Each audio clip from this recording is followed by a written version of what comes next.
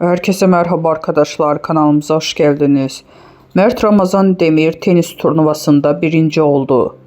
Mert Ramazan Demir yaz aylarında aşk haberleriyle gündeme gelmişti. 27 yaşındaki ünlü oyuncu bu kez bambaşka bir konuyla adından söz ettirdi.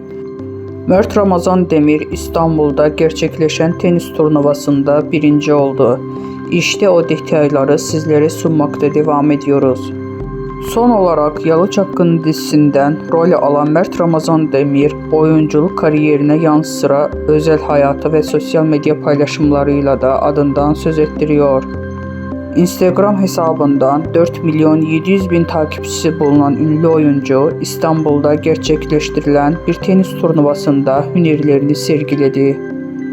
Özel bir eğitim kurumunun derneği tarafından gerçekleştirilen tenis turnuvasında birinci olan ünlü isim paylaşımı yoğun ilgi gördü.